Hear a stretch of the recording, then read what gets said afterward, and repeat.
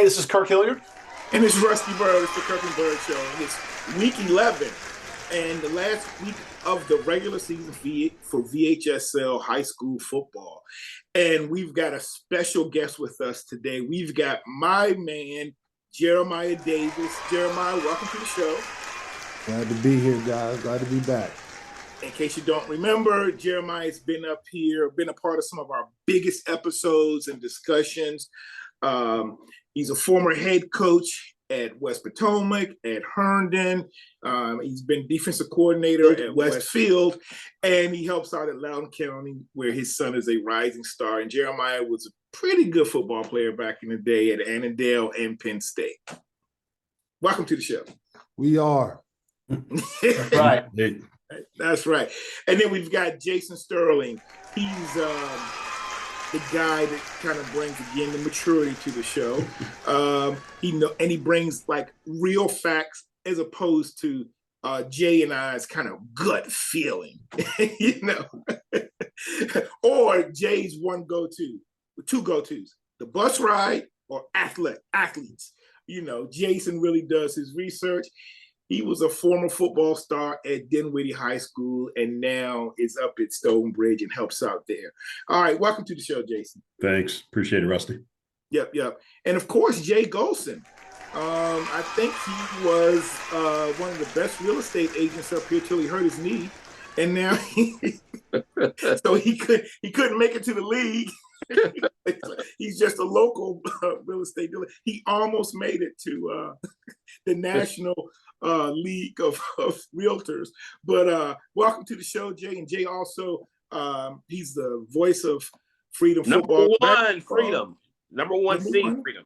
Number one seed Freedom. He has the real Prince William County Sports Facebook page, and he just brings a lot to this show. Welcome to the show, Jay. Thanks for having me. Oh, yeah. Okay. And Kirk, my co-host from Phoebus, three-sport athlete. Why don't you go ahead and tell people where they can find us? I will, Mr. Byrd. Mr. Byrd is going to be 55 on Saturday. We had a surprise birthday party for him.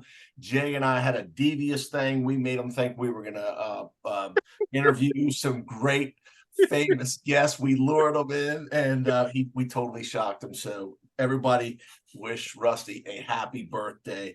That was a lot of fun. It was good seeing you. Everybody out there, I would have invited all of you watchers, but it was a surprise. That's right. Yeah. So please subscribe to us on YouTube.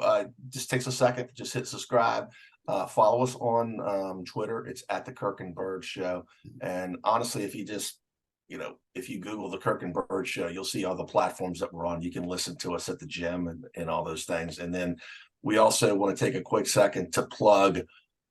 We have been coming out with a Northern Virginia high school football weekly top 10. And we actually recorded a short clip today, more than a clip, where we're going to be rolling that out. We've been posting it on the 703-540 Nova High School Sports page on Facebook. Make sure that you follow that and get involved with that. There's all the sports out there. And before we get into last week's games, I just want to say this is the Jay Gholson ReMax weekly picks episode.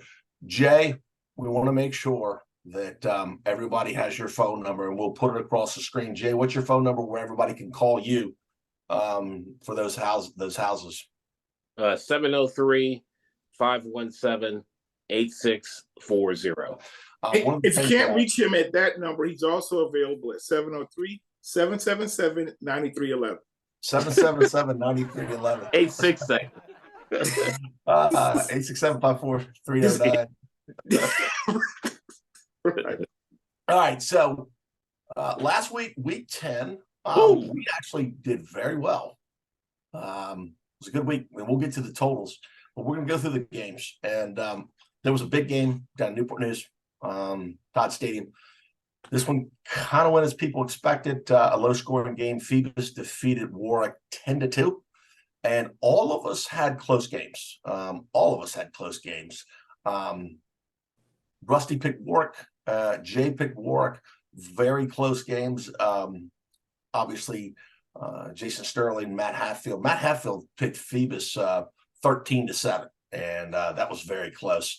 And Jason and I had that. I would just say, that this is a game that's going to be a preview of two teams that are going to be reckoned with in Class 4 and Class 5. I think this is going to benefit both. I do think Phoebus has been on that big stage quite a bit more. And I think Warwick, as an up-and-coming and young team, had not been on that big stage. And I think Phoebus's experience shined through. Both defenses are great. And I would just say that I think that Warwick is a team to be watched in that Class 5 region with Maury, Nansemond River, some of those great teams that are in that region. And the thing that I will say about Phoebus, that offense needs to get clicking. And I believe that the tailback, Davion Roberts, I think that defense is rock solid. Great defense, one of Phoebus's best. But I think that they'll go as far as Davion Roberts takes them. And I think that's going to be exciting heading into the last week of the season in the playoffs. Guys, we're I'd like talking to get some feedback from defensive coordinator Jeremiah Davis. What are your thoughts? These are two great defenses. Man, those are two good teams. Those are the two best teams that each other's faced throughout the season. And again, highlight that score of 10-2. I mean, if you go back and you look over the scores from the season, they had a tough game, that first game of the season for Phoebus, where I believe they played Oscar Smith. That's two divisions up. That was a tight game. But you go back down right now, you got an 8-1 squad versus a 9-0 squad, both 8-0 at the same time when they saw each other. But 10-2 means you're playing good defense. That also means that they were playing, they were playing safe. They weren't trying, nothing crazy, so they didn't lose the game. Phoebus made plays when it happened. But again, it's gonna play out through the playoffs. I mean, you're holding folks to, one team gave up 10 points all year, the other gave up 17. That's real live defense. So, you'll see how that shakes out in the playoffs, but those guys are playing up to a well above potential. I mean, Phoebus beat Warwick, and people may go, oh, well, Warwick, then they don't have really a chance against Green Run or Maury. But do they? Because, just because they have a loss, they lost to a two-time state champion. How do you all think, in a way, I'm just doing kind of comparisons, do you think Maury is better than Phoebus? Do you think Green Run is better than Phoebus? And I'm just using that to kind of project forward. Yeah, offensively, I think Maury's better than Phoebus for sure. Defensively, it's probably close. Phoebus may even be better defensively. Rusty, I mean, their defense. I mean, look, they've had epic defenses in the past that are state worthy of some of the best defenses the state has ever seen, ever, right? And this one's in that mix. So that defense can take them all the way to a title, man. Absolutely. And for Warwick, I think they can put up a challenge. I still on paper, I put Maury ahead of them just because of their explosiveness on offense, but we shouldn't brush Warwick away just because they lost just by 8 points. I mean, that's that should give them some confidence even going into the playoffs. Yeah. And that very well could be with one more week. You could see Kings Fork, the way it holds right now, Kings Fork facing a Warwick in the second round and Maury facing Nansemond River. So there should be some shuffling there, but those are all, unbelievable matchups. And I think the fact that Warwick got this out of the way, I think it's going to pave the way for some experience underneath their belt. This is not their first really big game. So now I think they are set. And Rusty was giving me a hard time about Maury Churchland. I don't blame you, Rusty. 81-0 the Commodores over Churchland. And by the way, I said last week, guys, Churchland's a good team. Churchland, Granby going for that 4 or 5 seed, but Maury keeps putting the gas to the pedal. And it's just, that's a team that is very, very gifted. I'll let y'all comment on this, but I would say that they're more likely to win 5 than Freedom is to win 6. I don't know what y'all's thoughts on that were, but these last 3 games, putting games in the 70s, like Jason said, the basketball scores. You brought up the last week's score. I mean, they've scored 80 points in the last 3 out of the last 4 weeks. Yeah. I mean, they put up 83, 63, 85, 81.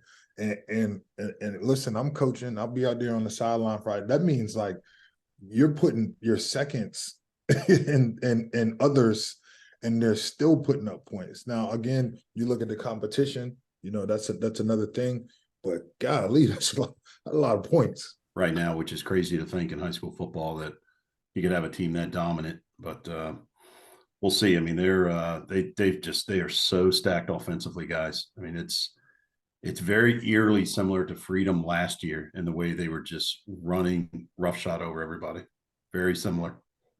And they started off with Wise, Maryland Power, Highland Springs, and Dinwiddie.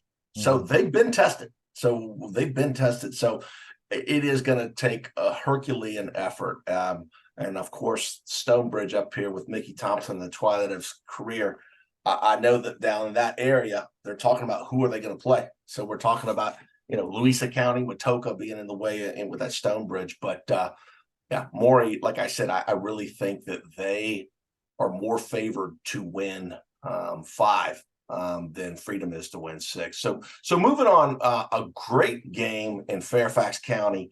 Jeremiah, you've coached in Fairfax County. And one of the things that Rusty and I and all of us talk about, we're all up here in Northern Virginia, is that the Fairfax County teams, they just beat up on each other. So we had an epic game that lived up to the standard. South County defeated Lake Braddock at Lake Braddock. And, that's a game we've talked about the potential of South County.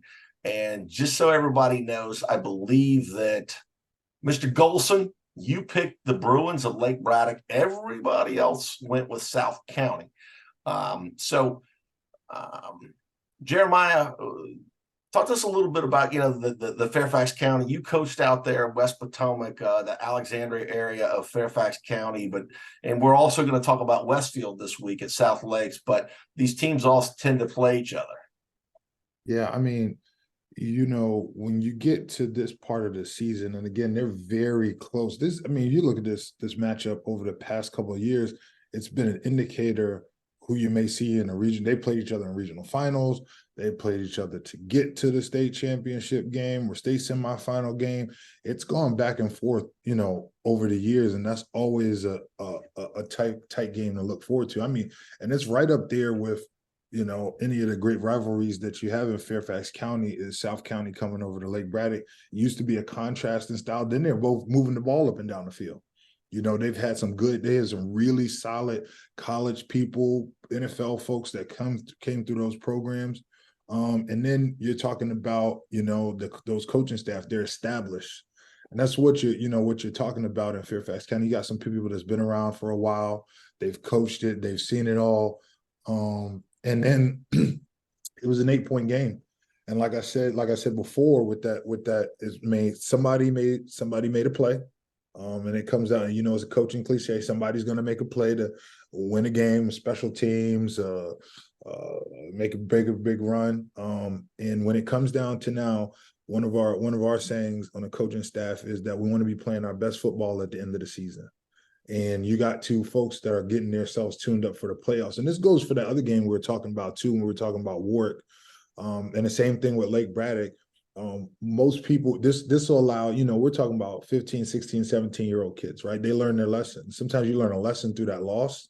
You get to see what you need to correct and film on Saturday, on Monday when you come in. It might benefit you as you go into the playoffs. As you look your chops, you're like, oh man, we messed up on this. You look to step up that point of that game. So I hope to see, you'll see that from Lake Braddock as they continue through the playoffs, and the same thing through South County. Speaking of that, Jeremiah, just real quickly, we pointed that out 2 years ago when Oscar Smith lost to, I think it was Don Bosco, and Phoebus lost to Oscar Smith. Those kind of gave them opportunities to kind of, even though Smith's was early in the year, that was something they could know. Hey, because they were coming off a state championship, to say, hey, no, we're not perfect, and so. Well, that's one of the things that, and again, one of the things we did at Westfield, when Kyle Simmons over Westfield did very well, is, when you got some guys, you scrimmage heavy.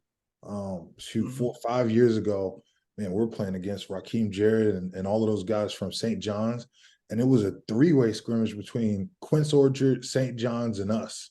And there was multiple guys in the NFL that were on those teams now. You know what I mean? And so, but when you got some guys, you want to put them through the fire a little bit. So when it comes down to the end, that's not your first time around. And so again, we're talking about 15, 16, and 17-year-old young men, right? Like we're grown and we're thinking in our mindset, but as a young man, you learn through doing.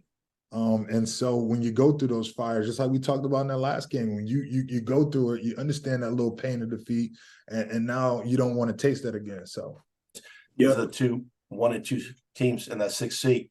And if you think about going into the playoffs, Coach Doherty at Lake Braddock has got the thing to say, hey, look, we're going to see, there's a good chance we're going to see those guys again. And by the way, West Springfield is still to be heard. Jason, you and I were both in Ashburn at the big battle in Ashburn. Stonebridge hosted Briarwoods. Can you give us a take on that, please? Yeah, look, I thought it was a good game. I think Stonebridge was, for the most part, in control the whole game. Briar got a late touchdown there to make it 21-12 as the final. Stonebridge is warm out, though.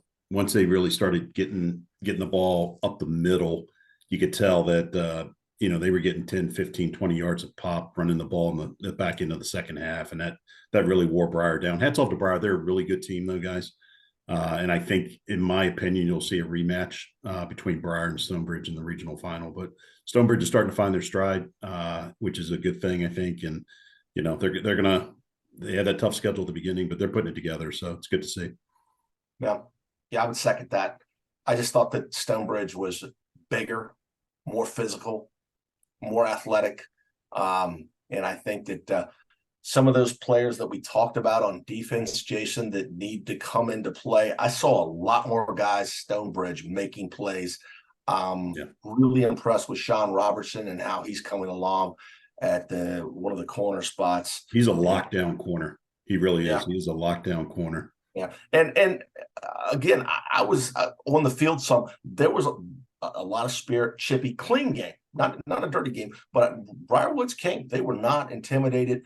Brady Carmichael, a lot of times he didn't have enough time because Stonebridge was more physical, doesn't have maybe enough weapons. He played some on defense, Jason, and I was impressed with him on defense. But, I would say for that rematch, this is setting up good for Briarwoods because I believe Briarwoods is going to be the number 1 seed. They will be. Help me out with that. Yeah, if they beat Indy on Friday night, they should be the number 1 seed. Correct. Right. So Coach Burnett has got some film to look at, and come 3 weeks from now, it's going to be a rematch, or most likely a rematch. So moving on, good matchup in the Beach District. No surprise here. Everybody picked Stonebridge, by the way, just so everybody knows. Green Run rolled over Tallwood. Rusty, we asked Matt Hatfield last week, can anybody really test Green Run in that 5 region alongside Maury? And he said no. So that's not, a big surprise. So Green Run is fine tuning. Of note for the Beach District is that Cox did upset Kempsville. But, Green Run is a team we have not talked about a lot. We talk about Maury a lot. And because we're up here in Northern Virginia, we talk about Stonebridge. We've talked about Warwick in 5. But Green Run, if they can knock off Warwick, has an opportunity to win that state championship. But, no surprises there. I would say that offense that Green Run has and those weapons that they have, they've got I think they've got 5 or 6 Power 5 players on that offense. Unbelievable. Keelan Adams and Big TZ at tackle, national recruit. So moving on, a great matchup in Richmond, and Thomas Dale, Hopewell. When is advertised? Close game. Thomas Dale prevailed 28-24.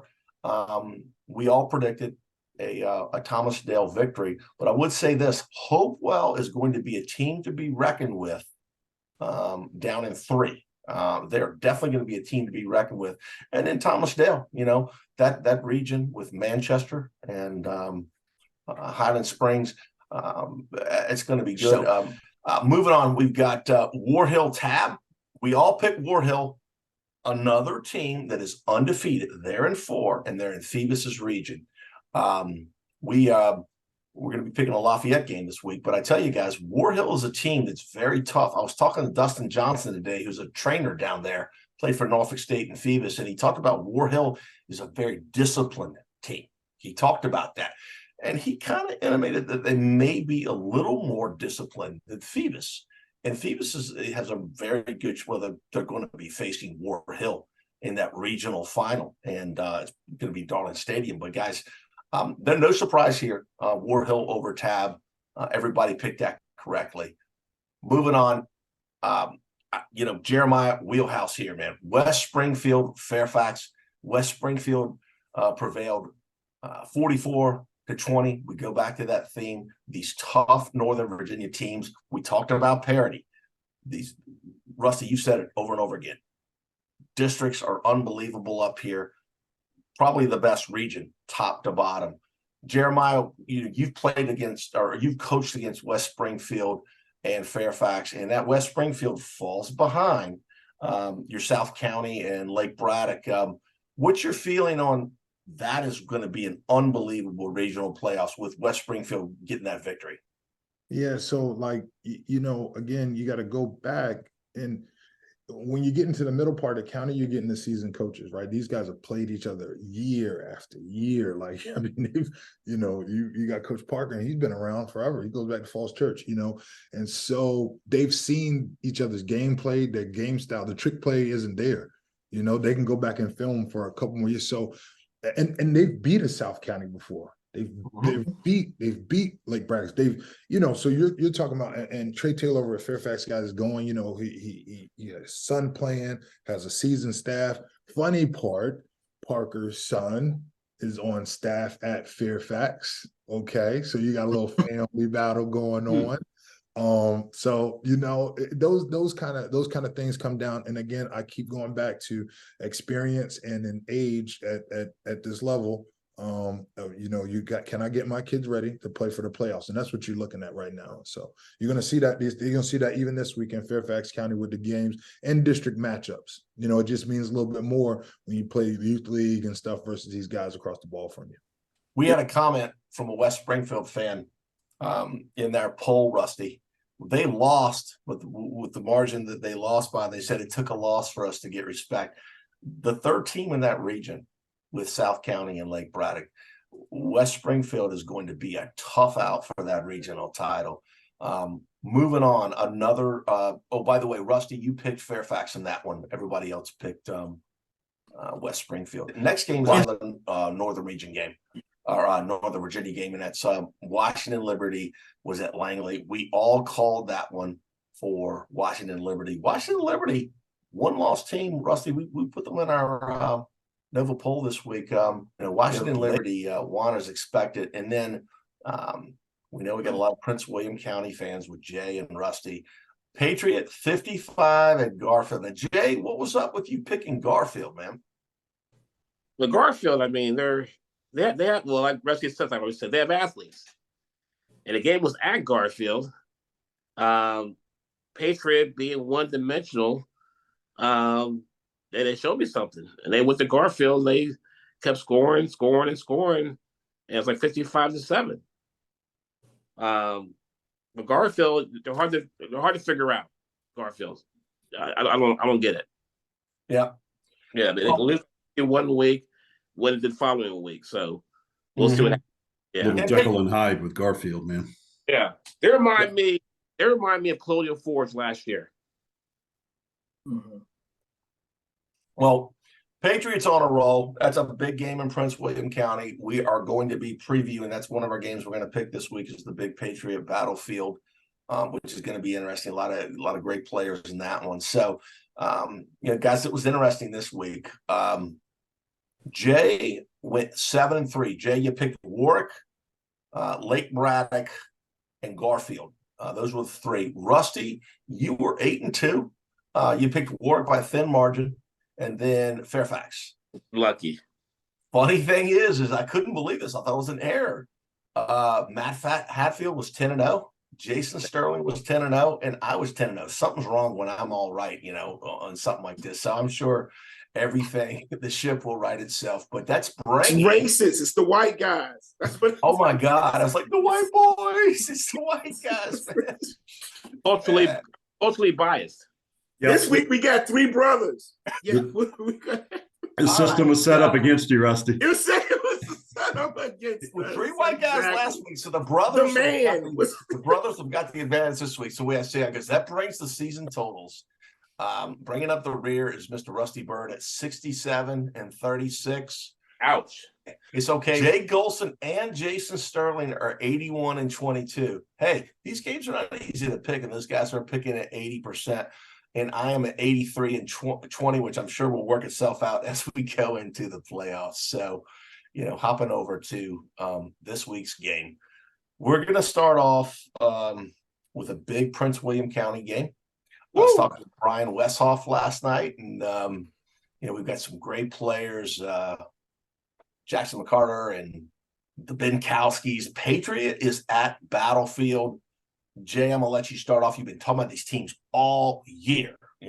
You've been saying it. What is your thing? Battlefield's only got a victory over one winning team. I looked it up. So does Patriot. They both beat Gainesville. So Jay, what is your take on this game? It's a big game. I'll tell you what. You give Patriot Battlefield schedule, they're 9-0. Okay. Patriot lost to Colonial Forge, one-loss team, Mountain View, undefeated, and Westfield, a two-loss team. Okay, that's Patriots 3 losses this year. Okay, now games at Battlefield. Patriot has basically the fastest man in Prince William County and Jackson McCarter. He's 4.40. He can do it all. You have Tyler Knudsen, a quarterback. He's good. You have 2 big studs on the line with Brian Rudd and Alaric Aarons. However, Battlefield has too many studs. You have that Cam Benkowski, who actually leads the state in sacks. Okay, you have Boggs at corner. You have Brandon Benkowski at linebacker. He's an athlete. You have Cole Woodson. He's coming around. He's getting better and better every single game. So I just feel that Battlefield has just a little bit more talent. They're a 4 seed, Battlefield. Okay, undefeated and a 4 seed. So they need this game to go to hopefully a 3 seed. And so Patriot, they're good, but I have Battlefield 24, Patriot 12. All right. Rusty, I want to get your take on this because you know so many people on both programs. Yeah, I think we know that Patriot likes to run the ball. They've got really, really good running attack with not just Jackson McCarter, but also Darian Whitaker, who's a really strong linebacker.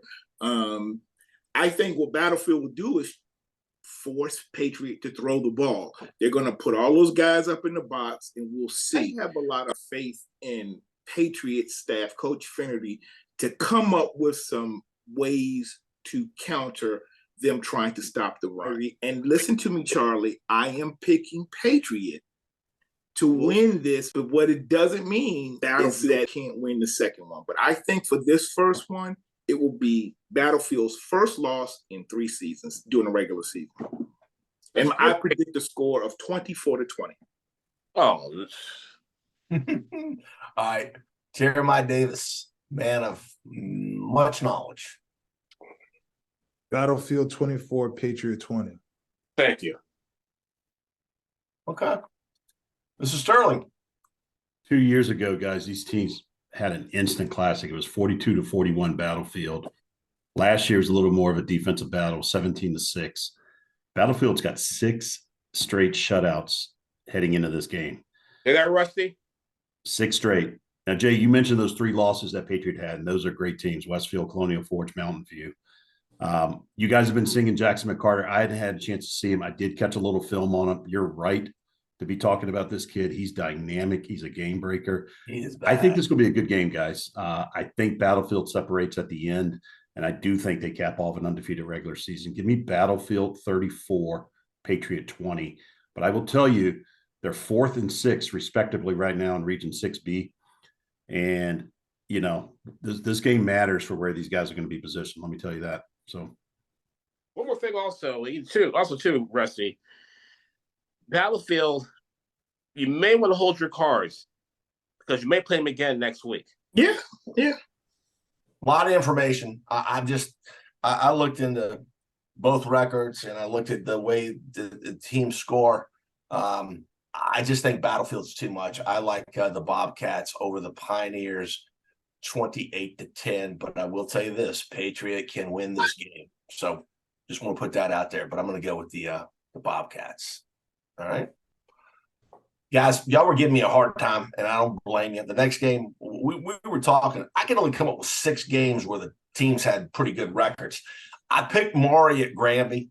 Let's just go through this one fast because we all had crazy scores. You know, Maury's playing Granby, and the relevance is that Granby's fighting for seeding in that region. They're probably going to be the 5th or 6th seed. And this is one where, you know, it's just going to be more of the same. You know, I've got Maury winning this one 74-0. And then the season, you know, for this unbelievable Maury team is going to start the next week when they get in the playoffs. Jeremiah, who you got here? I got Maury 42-10. You don't like the comments? Okay. All right. This is Jason Sterling. you know, guys, we did that Granby-Dinwiddie game. I think it was in week 1. I think we wondered quietly, would the winner of that game win another game or two this year? Yep. And not only did Granby do that, they're a 3-point loss and a 1-point loss away from being undefeated. Yep. So 7-2 is quite impressive for that team right now, guys. But unfortunately for Granby, the beast from the East comes a-calling here to close out the season. I've got a little public service announcement. I just want you guys to know, whoever made Coach DeRee McCain angry in the offseason, on behalf of the rest of Class 5, please call him and apologize. They are just stomping people. Granby's a great story. I love what they've done, but I just can't make the math work on this one, guys. I got Maury big too, 55-7. Okay. Jay Gholson. Maury 78-0. 78-0. Okay. They're going to break that streak of 80. All right. Rusty Byrd. Yeah, quite simply, Maury, has been a dominant team, and I think it continues. I think Maury wins 60-7 over Granby, but they've had a couple of close games this year, but you just got to give them credit. They're 7-2, and they've had big wins. Like, they beat Lakeland really bad. And so they've played well. I am really impressed with this turnaround. I hope, this, gives them confidence going into the playoffs. But I mean, right now, I don't think anybody's, can in these next 2 or 3 weeks going to really give Maury any trouble. But hats off to Granby for turning things around. Yeah, I'll second that. Granby going from winless to in contention. The year before Bill D came to Phoebus was 0-10, 1-9 the next year. The next year, his second year, they went, I believe it was 9-3, made the playoffs. And then his third season was 1987. And a guy named J.C. Hall played for Courtland and beat Phoebus. And I still stand by it. Phoebus should have won the state championship that year in the fall of 87. That's class of 87 and 88. That segues to a great game, Eastern View at Courtland. And Rusty, J.C. Hall is a good friend of yours. This is a really good game, guys. Go ahead, Rusty. Yeah. So Courtland, it has had a great tradition as a program. They won state championships, under J.C. When he was a quarterback before playing at JMU. But J.C.'s been the coach there for a number of years, and he's made the playoffs quite a few times. The last couple of years, they've taken it on the chin a bit, but this year they are 7-2, and JC, they're playing JC Hall football. He's running the ball well. They've beaten some quality teams. You know, they beat. I know they beat Caroline. They 45-7 last week. They beat the one that got me was that the way they trounced Culpeper, they trounced Orange, and it's their losses that I was impressed. They only lost to Louisa by 3, and they only lost to King George by 7, 21-14, and that's where I'm seeing that this is a really strong team. You know, that defense is strong. They're playing Eastern View, another really good team. I think that Courtland, you know, I picked Courtland to beat Eastern View, who's 8-1. But that's also my bias, kind of. You know how I pick. So I have Courtland winning this one 28-24. If Courtland can control the ball like they want, you know, they run that ball and they can control the clock and not, you know, give Eastern View a lot of opportunities, I think they can win. But these are two teams that we don't talk about. Those two counties, I guess, were great football games. What's your take on this? Is a very good matchup, Jeremiah. Yeah, this is another one of those like backyard matchups, meaning I am going with, and I thought it was an underdog pick, but hearing everybody else, but I'm going with Courtland in a tight one, 17-14. And based on their schedules, you just see kind of where they lie. But, you know, I think Courtland is in a position to play playoff time, run that ball, and it's going to be cold. I forgot to mention about our games. It's going to be cold Friday night, okay? And so we want to see who holds on to that rock. I'm saying 17-14 Courtland. Okay. Jason Sterling, I know you raw meat. Ball. Yeah, look, really big game in the Battlefield District, Kirk. Really big game for playoff positioning in Region 4B. I think from top to bottom, that could be one of the best overall regions, maybe the best overall region, regardless of classification. That is just a loaded region. We haven't covered Courtland that much. I'm glad we're talking about them here, guys. That 7-2 record that Rusty hit on. Close losses to Louisa and King George were their only 2 losses. So they run that hybrid wing T. They run it behind a very veteran offensive line. They've got 3 seniors anchoring that group. I like teams late in the season that have senior offensive linemen with experience. You know, you limit your false starts. You don't miss any gap assignments. I really like that type of football late in the season. On defense, they've got some really good edge guys too. Their linebacker trio as well is awesome. Adam Meek, Justin Aponte, Laquan Shue. Those guys can get after ball carriers when they're coming at them. Eastern View's only lost King George 2 weeks ago. You guys know about Brett Clatterball, the 4-star. They've got another great linebacker, Branson James. As those guys go, I think Eastern View goes. I'm giving the nod to the Cyclones of Eastern View in this one, but a close game as well. I've got Eastern View 21, Courtland 17. Okay. There's actually a chance that Courtland could not make the playoffs. Correct. If they lose this game at a 6-3 record. This, like it was just one of you just said, this is a tough region. It is so deep, Rusty. I mean, it's King George, Varina, Huguenot, Dinwiddie is Powhatan. fourth. All right, Eastern View, Powhatan, Courtland, and Hanover. Yep, they're currently Courtland's 7th. They're 7-2, and they're 1 position away from being from the position that would not make the playoffs. Yep. Mm-hmm. Yep. You know, we're all talking about Tuscarora and John Champ having to think about those teams. Jay Gholson, you can drive down to Spotsylvania to sell a home. Being an 80s guy, Courtland has tradition. I remember Courtland. I remember they were AA state champions in '84. They went to AAA in '86. It was a state championship again. So they went from there. They were really good back in the '80s. Yeah, but this is 2023. So now I'm going with Eastern View 14, Courtland 6. All right. That was good. All right, Culpeper, the Cyclones. I like y'all. 37-17.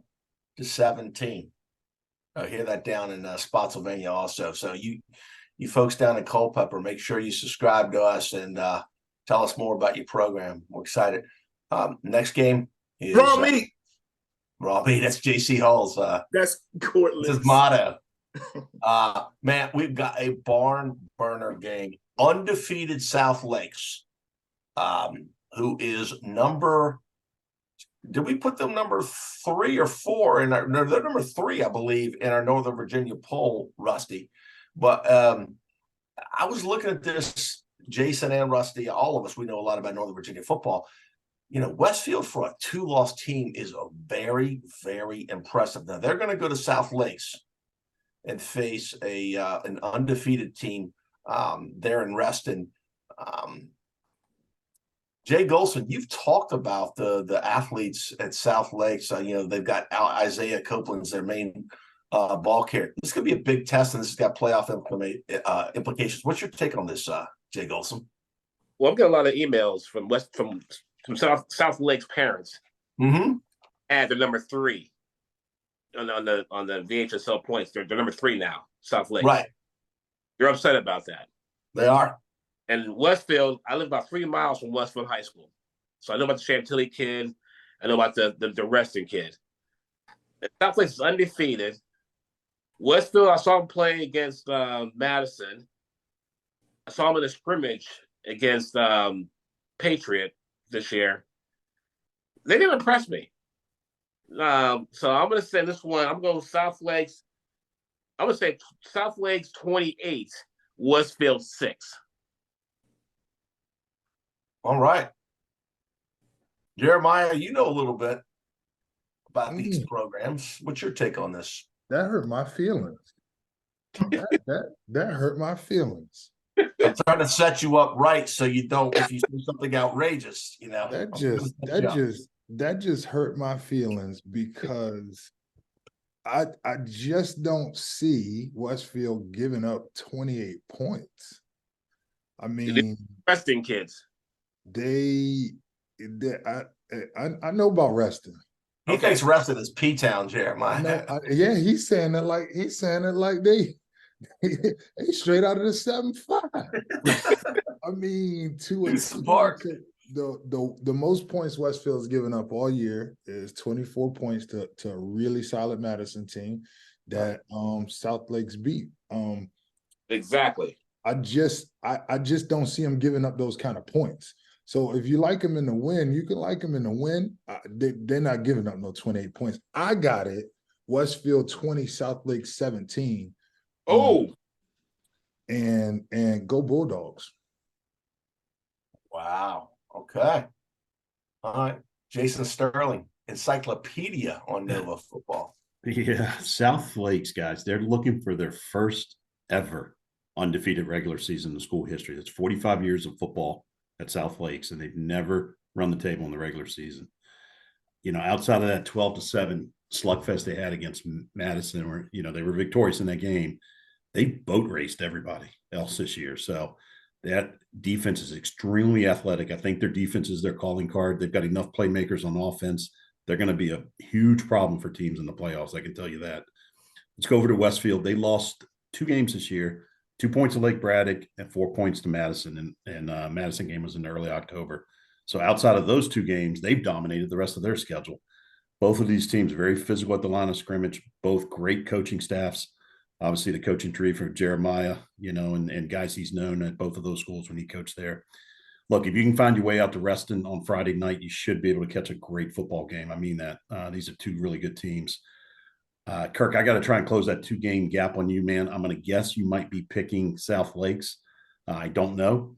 So I'm going to go with Jeremiah here, and I'm going to take Westfield and maybe a slightly mild upset. But I think they can pull this thing off. I think they'll stop South Lakes from going undefeated. Westfield 23, South Lakes 21. Very tight game.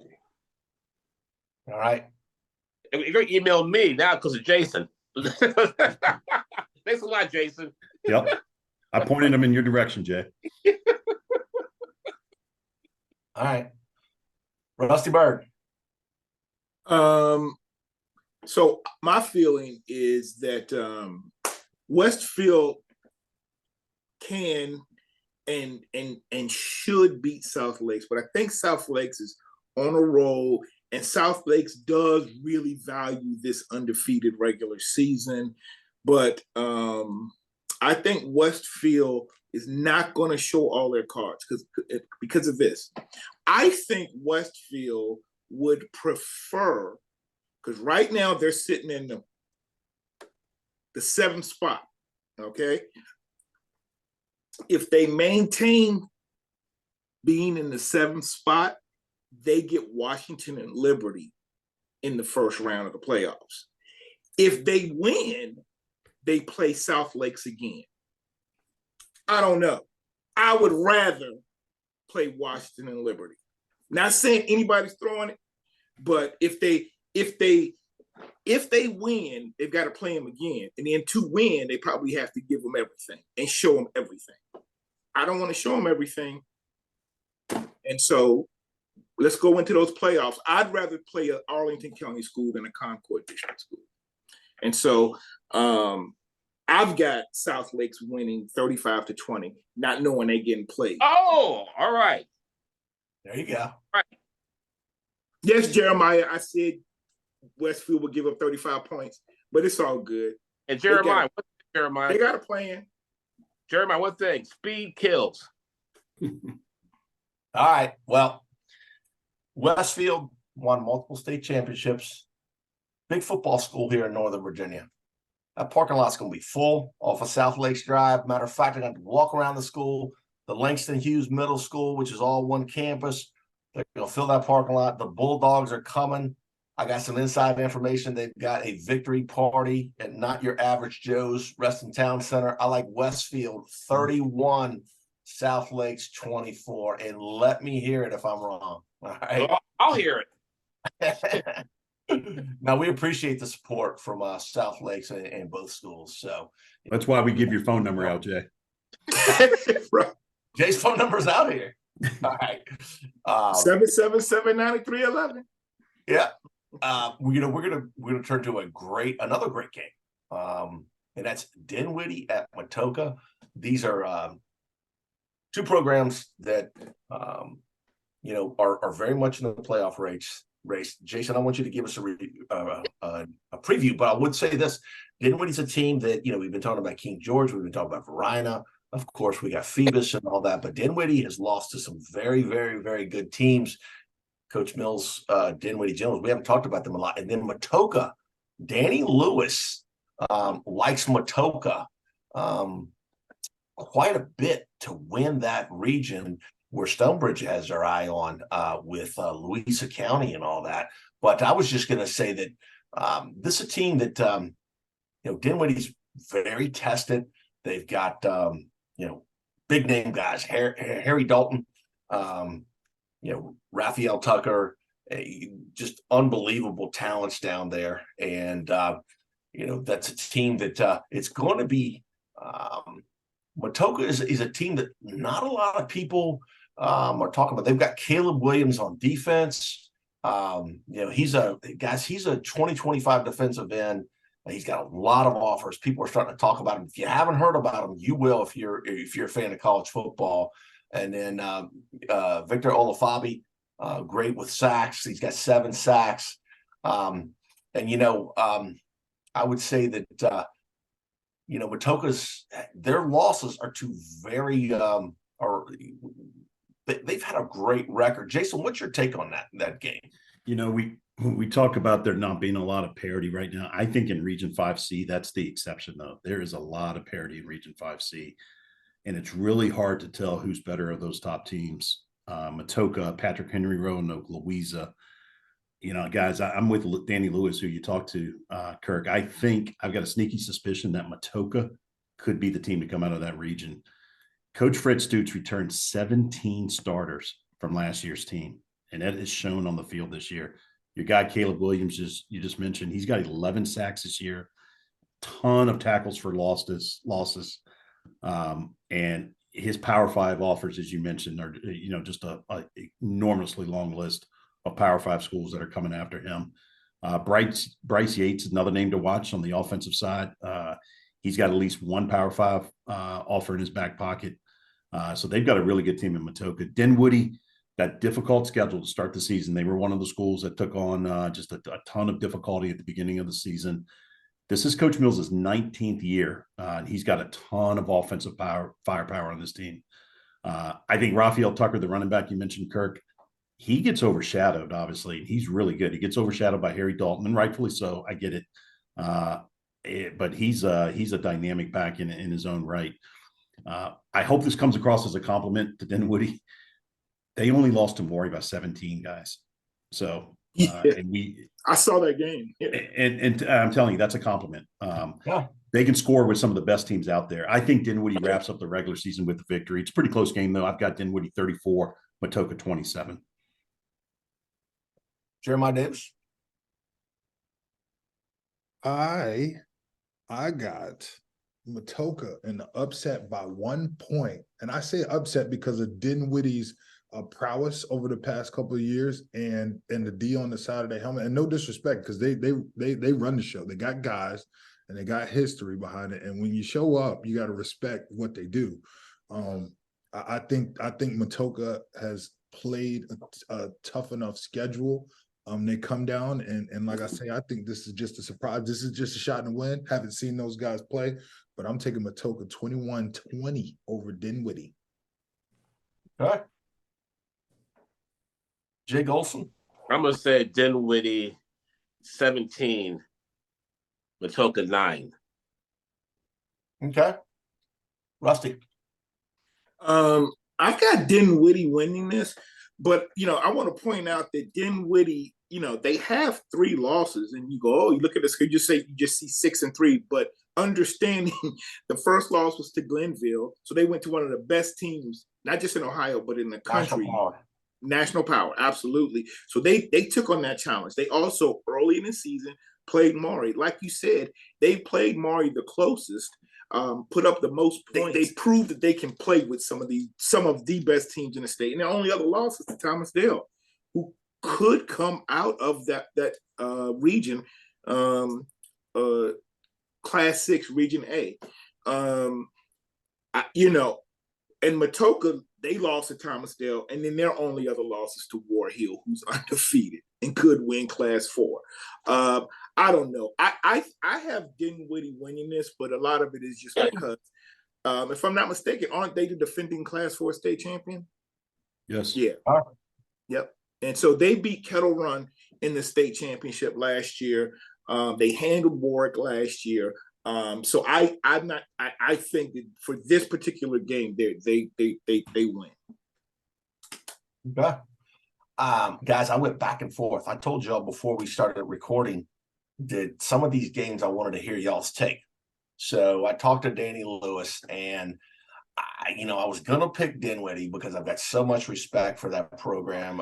Russ, I think this game being at Matoaca, and the fact that, the trio of Danny Lewis pointed out, Riley Justice, Bruce Yates, and Dylan Newton, they account for 1,500 plus yards and 29 TDs.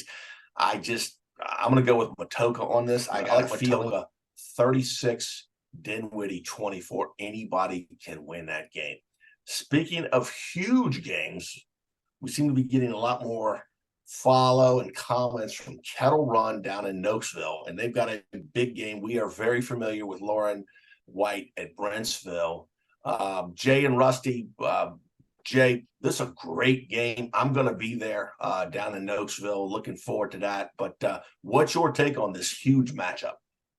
Here's about that area, the Nokesville area. You have. Go ahead, Jake. I know what you're going to say. I was going to do it, but go ahead, bro. Yeah, you have Patriot, Kettle Run, Brentsville, and Battlefield within maybe 15 minutes of each other, 15-minute drive. Yeah. Oh, and Gainesville.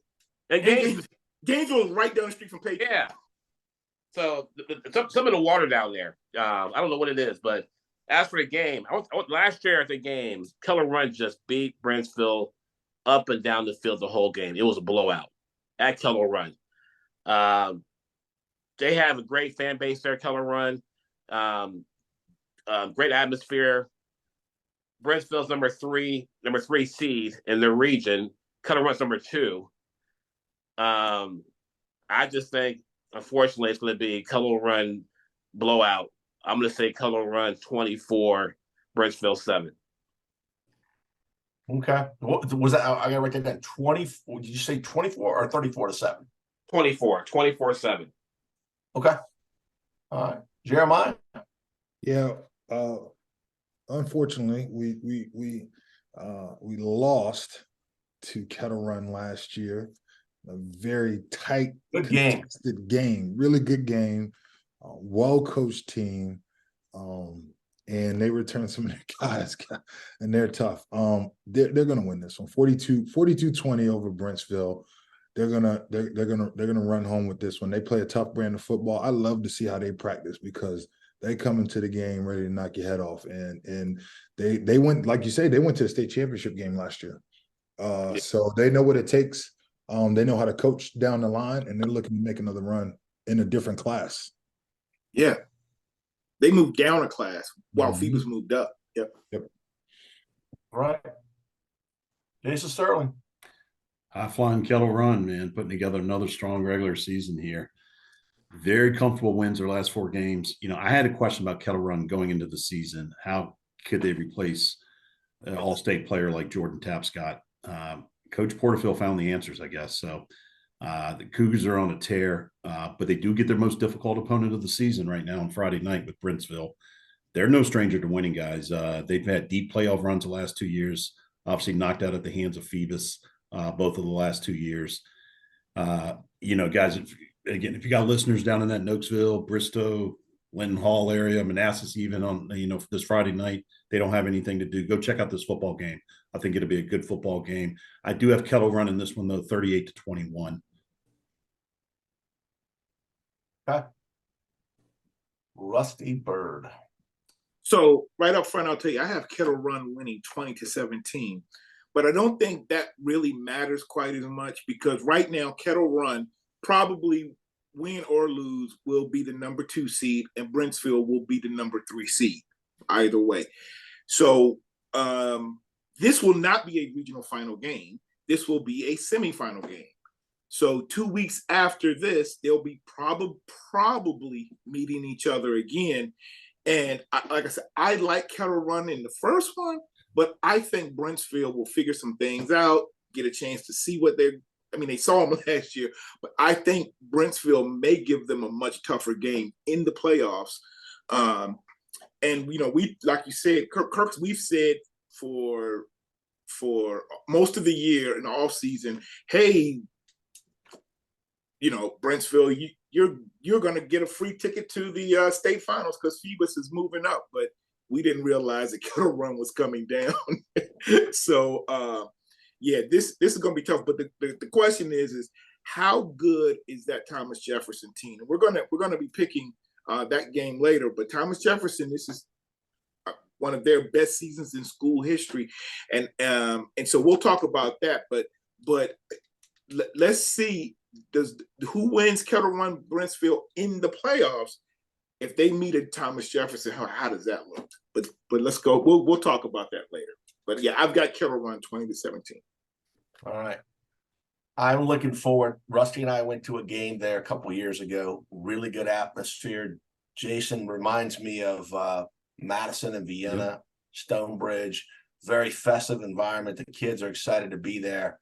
And Rusty, you stole my thunder. We are going to preview here Thomas Jefferson coming up, and they are going to be the number 1 seed. And I like Kettle Run too much. Jake Mulhern, that game last year with Loudoun County, both of those teams showed me a lot. I do like Kettle Run to win this one, 32-20. Kettle Run, I think that you have a great shot of winning the state championship in 3. But like Rusty said, probably going to have to play this Brentsville team again. And this is winnable by Brentsville. Moving on, we picked a game down to 757. Rusty and I are going to talk about Lafayette at Poquoson. Lafayette, what a traditional program. You got Ron Springs, Mel Gray, Lawrence Taylor, Tracy Harrod. At Poquoson, that's a community right above Hampton. A lot of water. It's on the back river. Rusty, when you and I were in school, they were not good at football. Poquoson has become a very, very, very good football program. They've won a few state championships. Yeah, I reached out to a couple guys to try to get a take on this. I wasn't able to get it in time, But this is going to be, a very good game. Lafayette is a team played an undefeated War Hill very, very close. Rusty, what's your take on this? Because this Poquoson team is going to be a tough out. Yeah, no, I know. If I'm not mistaken, Poquoson is Class 2. They are, and they have a really good chance of winning another state championship. Yep. This is an old rivalry. Now, when we were in school, though, they were only single, double, and triple A. Poquoson was double A back then, and Lafayette was triple A. They were in the Peninsula District. Based on how things are kind of the way that the seedings and things are now, if you go 1 and 2, that and then 3 and 4 and 5 and 6, this will put Poquoson as a single A and Lafayette as a double A. Went back in the day. Yep. I believe this will be a really good game, but I've got Lafayette winning 35-27. Even though the game is at Poquoson, I like Lafayette, and they're just a really strong team, and I think that they'll take care of business there. All right, Jeremiah Davis. I like Lafayette in this one. All right, 21-0, and I'm going on. I'm a stat guy. All right, I'm gonna go with the numbers. You always go with the numbers, right? And Poquoson right now is coming out hot. They're putting up a lot of points early, but they kind of fed her off. Lafayette, and again, very experienced coach down there. Went down there a number of years, and had a part in their program and got to meet with their coaching staff. They're very even, Steven. But I like them in this game. With experience taking 21-0. Okay. Jason Sterling. I don't think we've done a Poquoson game yet this year, have we? I can't remember. No. It's good to give a little love to the Poquoson Islanders, right? The Bull Islanders. Just because they're a Class 2 team, I'm glad we're not dismissing them right off the bat in this game. This is a team that punches above their weight class. I will tell you that. They operate a very run-oriented wing T as well. But like good run teams, they can throw the ball. They got a great quarterback, Eli Tyndall, guys. I remember that name. He's he mixes it up a lot, and he's almost as good of a passer as he is a runner. But now, personally, I think, guys, one of the most underrated coaches in the entire state is Andy Lynn from Lafayette. These guys, look, they've won something like 92 out of the last 95 Bay Rivers District games that they've played. That's pretty remarkable. Similar to Poquoson, they're another heavy wing T team. I think the difference here, I think physically, size-wise, Lafayette's bigger. And that's the difference you're going to find in maybe a Class 3 versus a Class 2. And I think they're a little stronger in the trenches than Poquoson will be. I think that's the difference in this game. Give me Lafayette 27, Poquoson 7. All right. Jay Gholson. Yeah, I'm gonna go with Lafayette 23, Poquoson 6. Okay. And Jay, one of your normal go-tos you can say is Lafayette just has more athletes. And shorter bus ride. Right. That's a great bus ride, by the way. They take the Colonial Parkway. By the way, Mike Tyndall's dad played baseball with Ron Peterson Jr. at Bethel. So I've got a lot of friends at Poquoson, and I got a lot of respect for their program. Coach Duty, I know Bill Ward through some friends. He's been on that staff for a long time. And, I was down at Hampton Roads, I don't know how many years ago, and they took Phoebus to triple overtime. And this was a Phoebus team that had won 7 state championships in 11 years. They've done an unbelievable, really, really good job down at Poquoson. And they've got a shot, guys. We were talking about them in the playoffs last year. They had a shot to win the Class 2 state championship.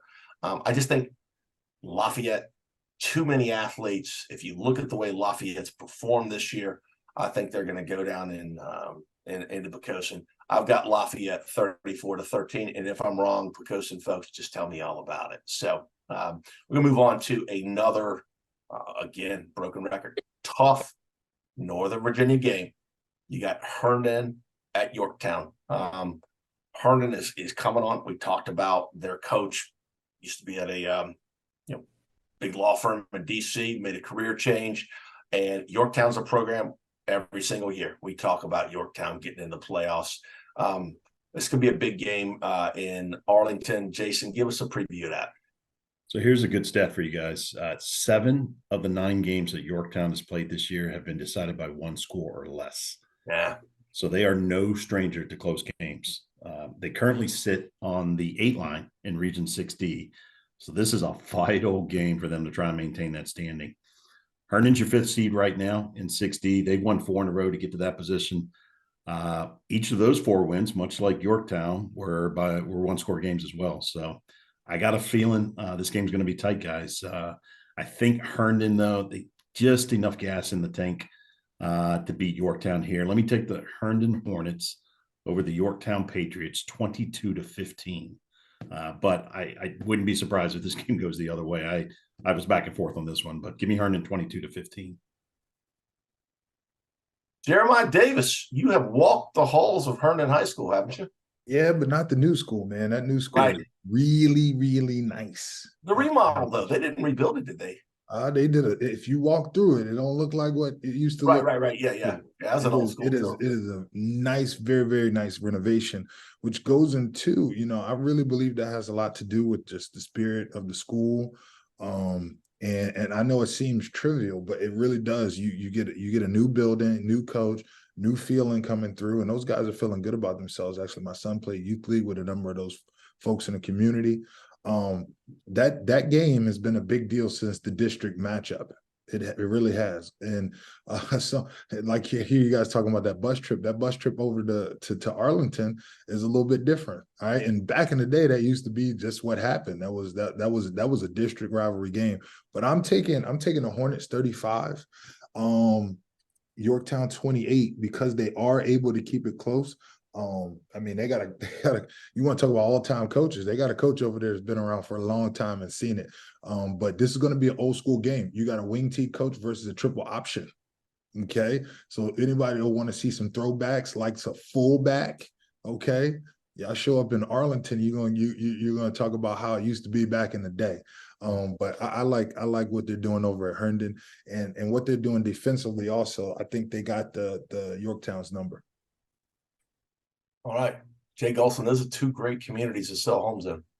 Yeah, but you always choose the Herndon kid over the Arlington kid.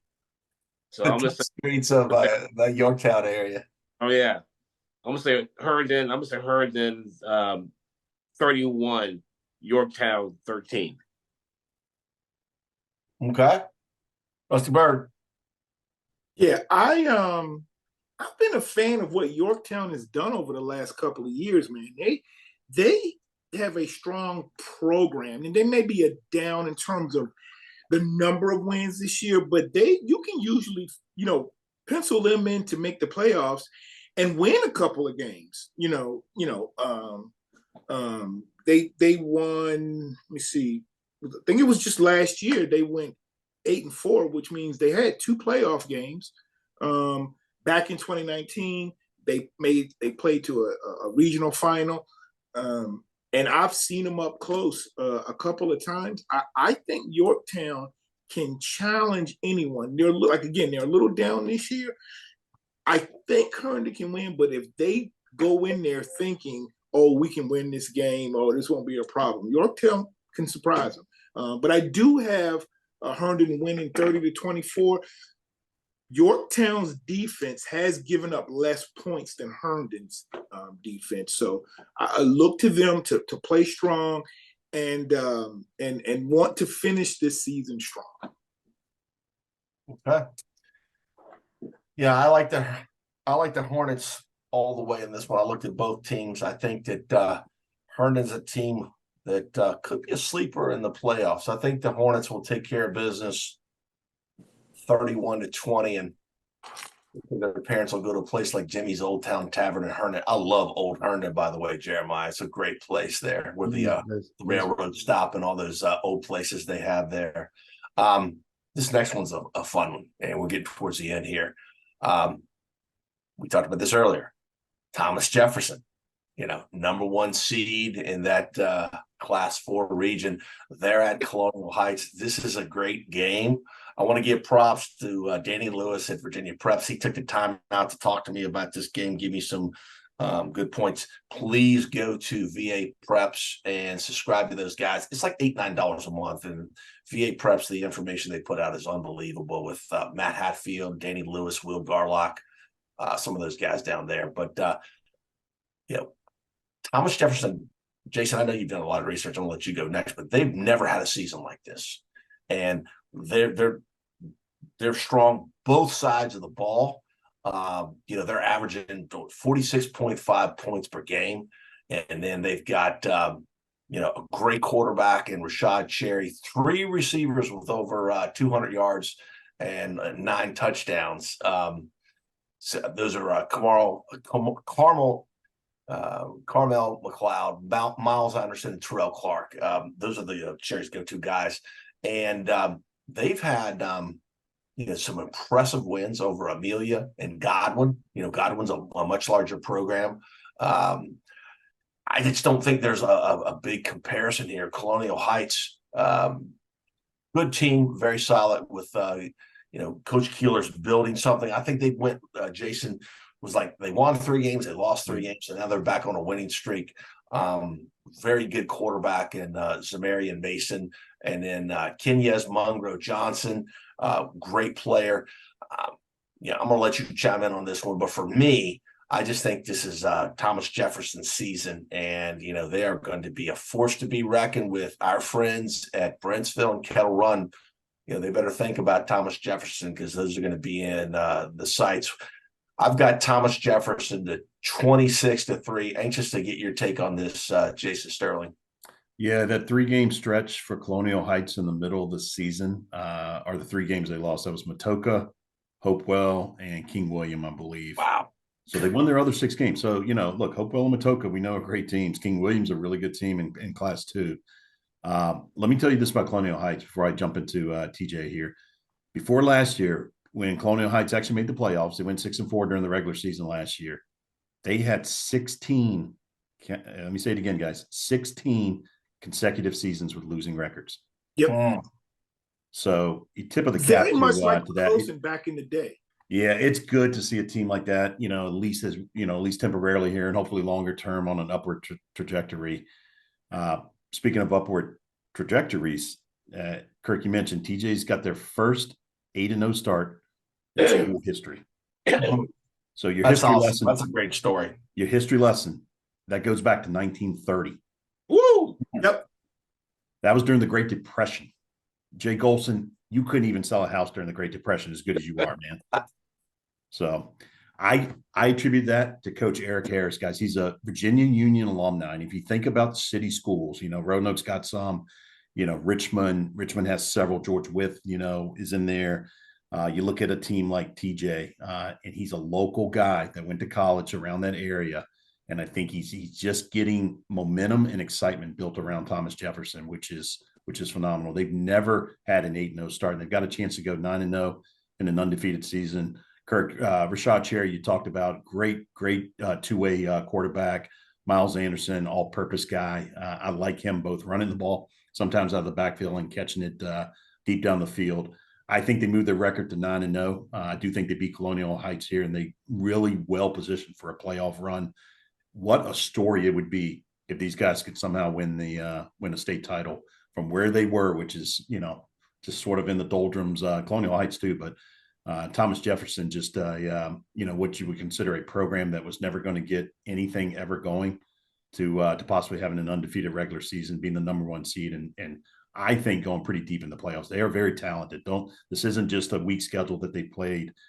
They've got some skilled guys that can take them a long way. I like Eric Harris, their coach. If you hadn't had a chance to listen to some of his interviews, go listen to him. He's got these guys well motivated, and I love what he's doing. So give me TJ 35-14. Good stuff, Jason. Jeremiah. Yeah, I got TJ 28-7. They had a good season they put together. They beat some quality programs. Colonial Heights doing a good job this season, but their strength of schedule doesn't match up. Especially as far as their wins. When you look at their schedule, who they beat. But then the power of belief, man. And when you got a group of guys group of young men that come together, and confidence is a heck of a drug. I'm Yeah. trying to tell you, man, if you got kids believing in what they're doing, and not only that, the school behind you, because the school's excited about these wins. Administration is, the parents, the people coming out and supporting, that's a heck of a thing. And I see them ending off their season undefeated, 28-7 victory for it. TJ. Yeah, listen, hey, just to add on to that, it's easy for schools that are in inner cities to throw in the towel a lot. Maybe they don't have the resources, the financial strength. It is awesome to see something like that, guys. I think that should be celebrated a lot more, and we need to talk about more teams like that can completely turn a program around. Jay Gholson, you got a Virginia Union alum for Thomas Jefferson. Exactly. You can't go wrong with that. And TJ reminds me of Freedom before Overton got there. Mm-hmm. So, being a Virginia Union alum as myself, I'm going to say TJ 24, Colonial Heights 3. Okay. Bussy? All right. So I have to start out by saying Rodney Cherry, father of TJ's star player, reached out to me and said, hey, you're talking about all these Class 3 teams, but you haven't brought up TJ. And I got to admit, they were not on my radar. To be honest, even if I saw them at 4-0, 5-0, 6-0, I'm still thinking TJ is a basketball school. Because like Jason said, those Richmond inner city schools haven't had the success over the last 20-some years, with so many people moving out, to the counties, Henrico and Chesterfield. But they still have maintained excellent basketball with Marshall and TJ and some of those programs. But for football, it's a little tougher. But this team has found a way to put it together. And I think they're going to show everybody that they're legit. And this will be a quality win for them. Right now, TJ is number 1 in Region 3B. So they would have home field advantage over Kettle Run or Brentsville. I'd like Thomas Jefferson to win this game and extend their season. I think they're going to possibly meet up with Kettle Run or Brentsville in that regional final, which should be just a great one. But I have Thomas Jefferson winning 42-27. Okay. Hey, I'm gonna stay on the bandwagon. Thomas Jefferson, great story. Rodney, thank you for reaching out to us. And hey, we want to talk about you more. We got some teams that you're probably going to see. I like Thomas Jefferson 26-17. Real quick, I'll say this. I was thinking today we're getting a playoff season. Anybody can win. Us old people, we talk about games like when Villanova beat Georgetown in 1985. They won. Georgetown, if they played them 20 more times, would beat them 20 more times, but it's just one game. Thomas Jefferson, there's no reason why you can't go on a run. And like Jeremiah said, that confidence is there. Yep. And it's a drug. Ride it. It's there for you. And quite frankly, guys, before we move on to our last game, Freedom can be beaten. Maury can be beaten. Will they? Maybe not, but there's an opportunity out there for some of these teams and some of these kids to have a season that people are going to be talking about. And 1985 was almost 40 years ago, so that's out there. All right, we're going to close out with a game right down 95. Massaponax, or Massaponax, as I say, at Riverbend. These are two teams we talk about quite a bit. Jason, they are in the same region as Stonebridge and will definitely be in the sights. Jay Gholson, I know you follow these teams. I want to get your take on that first. Massaponax, they were in a triple option, and it's really hard to prepare for them in a week. Riverbend beat Forest Park really bad, and Forest Park's a good team. It's a tough one here. I'm going to go with the home team, Riverbend. I'm going to say Riverbend 16, Massaponax 6. Okay. Jeremiah? So two great teams that have went deep in the playoffs, won state championships. I just look at the two schedules together. In Riverbend, again, they've had a tough go. I say they're just they're 5-4 right now, heading into the last game of the season. Massaponax being a little more seasoned as they go through, and again, as I look through the schedule, they've had one win versus a winning record team, that being Riverbend. I'm going Massaponax. 28, Riverbend 14. 28-14. All right, Jason Sterling. You look at the records here, and I think both of these teams may be expected to be a little better than 5-4 at this point. I'll tell you, if you can get to 6-4 and get a number 3 playoff seed with a home game, that sounds a lot better than being 5-5 and possibly a 5 seed and being on the road. So this game shifts a lot potentially for who goes where and does what. It's very important from that sense. Common opponents, they were about the same this year. So I'd like Jay and Jeremiah said, it's really hard to find a distinction there. My distinction that I've got, Riverbend's quarterback, Tanner Triplett, he's a 3-year starter. That matters in my book this late in the season. I'm going to take Riverbend in a very close game. Let me take them 21-14. Okay. Rusty Byrd. Riverbend, has played a tough schedule. I mean, they lost to Highland Springs, they lost to Mountain View, they lost to Colonial Forge, and King George. Like that's tough. That's tough. So same record. They know each other, but I am going to go with actually Massaponax. I think their offense is a little tricky, so I'm going to go with Massaponax, 28-21. And I wouldn't be surprised if Riverbend won. That's funny. This reminds me of. I'm gonna do it this way. What did everybody else say? Jeremiah was what? I want Massaponax. Jay. Riverbend. Jason was Riverbend. Riverbend. 3-year starter. Okay, I'll go with Jeremiah. Massaponax. All right, Kirk, you got to break the tie. Oh, I'm going Massaponax 27-20. Very similar to Rusty. I just think Massaponax will win this out. So, guys, next week we're going to have all the seating set. We're going to know who's playing home, and probably going to be a lot of movement. And thank you guys for coming on. And I just want to say this: that parent from Thomas Jefferson that reached out to us, please do that. We've got a website, thekirkandbyrdshow.com. You can go on there. You can send us a message. We've got a form, an email to come to Rusty and I. We respond to all emails, so we welcome you to do that. Really appreciate you guys coming on, Jeremiah. I know you got a lot of responsibility helping out Loudoun County and being assistant principal. And look forward to seeing everybody next week, all right? Yeah. Thank you all for joining us. Hey, for my brother, Jeremiah Davis, my uncle, Jay Gholson, and my dog, Jason Sterling, and my co-host, Kirk Hilliard. This has been the Kirk and Byrd Show. We are out.